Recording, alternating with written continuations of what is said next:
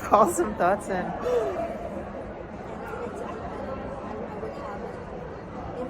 I mean, I think one of the biggest lessons I learned about my body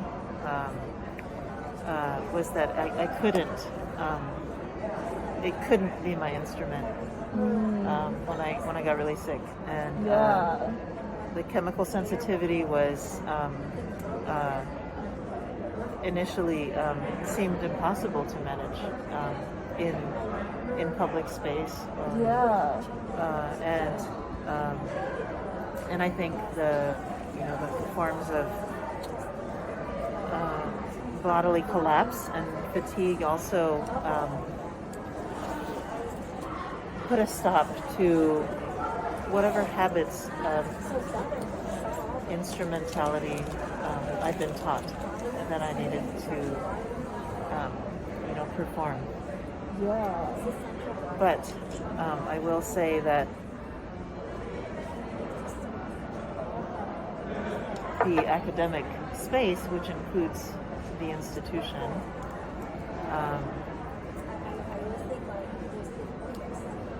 does very little for providing alternative means of thinking and being together. And so I think it takes intentional sharing about what we're here for. The question that occurred to me all the time when I was sick was, what are we doing? What am I here to do, and what are we doing together? And nominally it was to study for a PhD, but I had to ask that fundamental question over and over again. And it had to do with this break between the coherence of my body-mind and the environment that I was supposed to be occupying with ease or some kind of fluency, right? So again, I'm sort of seeing these grad students sitting there in silence and holding all of these impossibilities.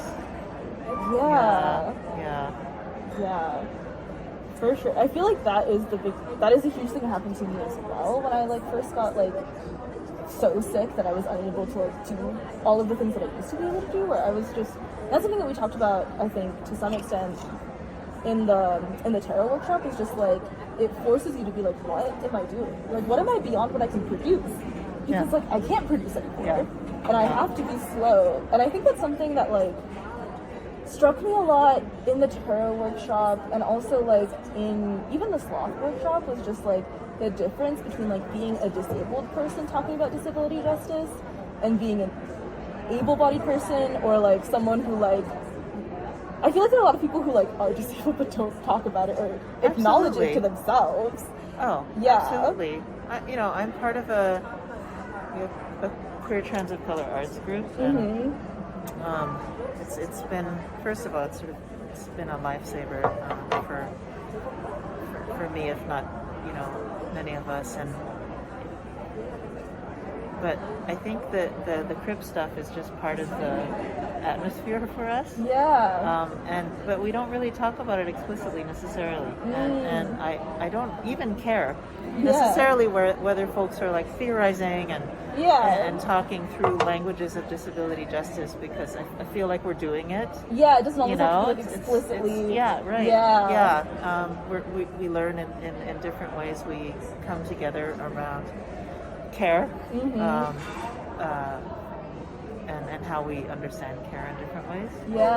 But it's, in some ways, I think it's not a surprise that crib shows up within queer trans of color circles, right? Definitely. I feel it was very interesting to me. I think in the spaces that I occupy at Davidson, especially with the pandemic, have been I'm just surrounded by queer and trans people of color. That is the community that I'm part of. But I don't think any of us really talked about our bodily pain or slowing down until the pandemic, and also I think until I was so physically disabled that I had to lean on my friends, and then I was okay, we're gonna explicitly talk. I'm gonna explicitly talk about this stuff. We're all gonna talk about this, and so now we've been talking about it a lot more. But it definitely is this this disconnect between like, I feel like, I don't know, I just feel like a lot of people like experience like crip like feelings and body experiences, but like aren't connecting with that to some extent, you know what I mean? Because they're told to be disembodied and they're told to like ignore all of it. So Yeah, but you know, I will also say that I feel like there's folks who, just by virtue of living in communities that are polluted or are disabling, are also crip in the sense that they have a crip consciousness that does make possible certain kinds of like beautiful reworldings. That just don't necessarily use the vocabularies that some of us have learned through more explicit disability community, for example. But I trust that that's there too, right? And so that's very true. It's like, oh yeah, I get that. Or you know, of course, you don't have to talk. You know, you don't have to explain to me because I hear what you're saying. I feel like that can happen in these circles too. Yeah, no, that's very true. Yeah, you're right? definitely right. Yeah. Like you were saying with your arts group, a lot of it doesn't have to be explicit. There's a lot of implicit stuff too. Yeah.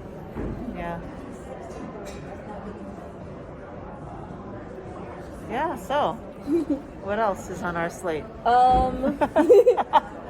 I feel like something that I've been trying to figure out is just like, I feel like I feel so burnt out and so low energy wise, and I keep asking people like, what are your experiences with burnout, and do you think that like, I don't know, the basic premise of my thesis is that I think that collective burnout is just what we are all experiencing. And I think that we've all been burnt out for a very long time, and I don't know if we'll ever be not burnt out. And so that's kind of what I'm grappling with, and that's something that I talked to Lydia Brown about too, because I was like, I'm so tired, will I ever be not burnt out? And they were saying, they were like, you know, it can take up to 5 to 7 years to be not burnt out, but that would be 5 to 7 years of being outside of these communities and not doing the work, and like, that's just not really gonna happen. So I'm like, what's gonna happen? And so they were talking about like there are periods where you are less burnt out, and then periods where you are more burnt out. And so like I was just wondering like what your experiences and thoughts were around burnout and like being less burnt out, and like what it would mean, like what are the care practices that we like can build in or like think about that would like make us feel less burnt out or have more capacity or like feel more cared for in these spaces. Oh, it's such a big but also beautiful and important and necessary question, you know?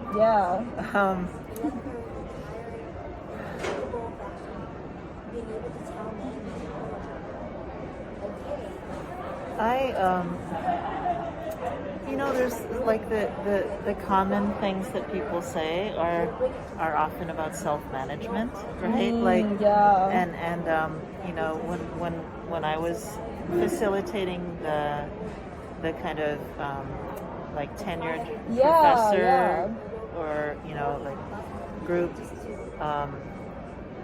a lot of people were doing that, just sort of like within a closed imaginary of like the things that you need to do to take care of yourself, but that will cause a deficit in other things, and you know, there were different ways of that's approaching what we were that, talking about too. A lot of the grad students were talking about, they were like, I feel like regret. They were like, I feel like my fear is that I will take time off to go camping or something like that, and then I will not have access to an opportunity, and then I'll feel like a failure, and I'll have regret.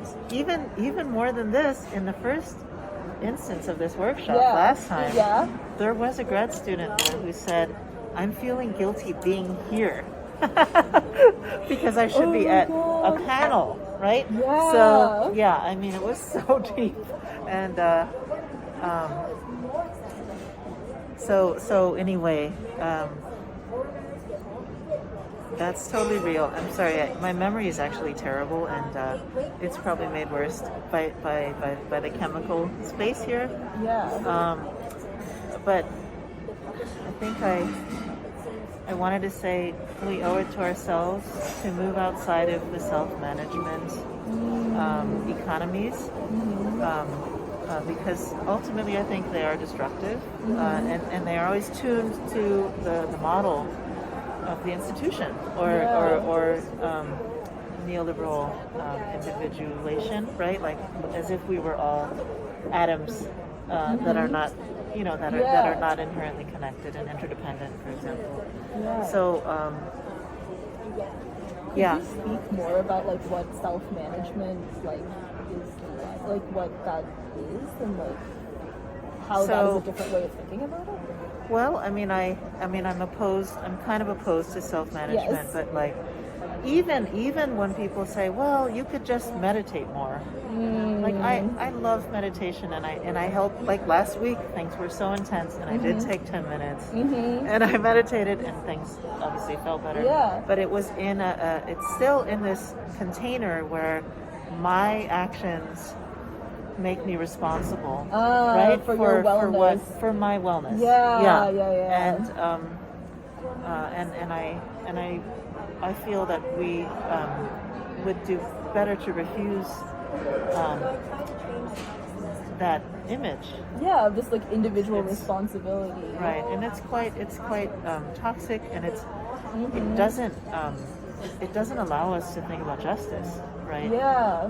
Because of the ways actually these forces impact us in broad like across broad swaths, right? So, yeah, I think this is sort of why, I think of the arts as places of imagination and of world making, of making different ways of occupying space and time, or being in space and time together. Yeah. And then actually living by them, right? And Yeah. I think that this is one reason that my arts group feels that important, and that there's so much possibility that comes out of exploring, just this basic thing of being in space and time together. It's Yeah. so it sounds abstract, it sounds theoretical, but I don't feel it that way. Yeah. Yeah, I feel like that's connected. Lydia was also talking about, like, when we were talking about, like, ways of feeling, like, less burnt out or things like that, like, things that give you energy, like, they were saying, like, one of the most, in their experience, like, one of the most important things is being together with people. Yeah.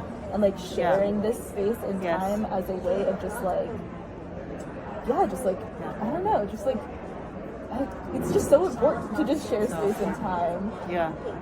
Yeah. And I mean, that's true even for people who, right? And I mean, how we talk about that togetherness, it can happen online, right? It can happen when we,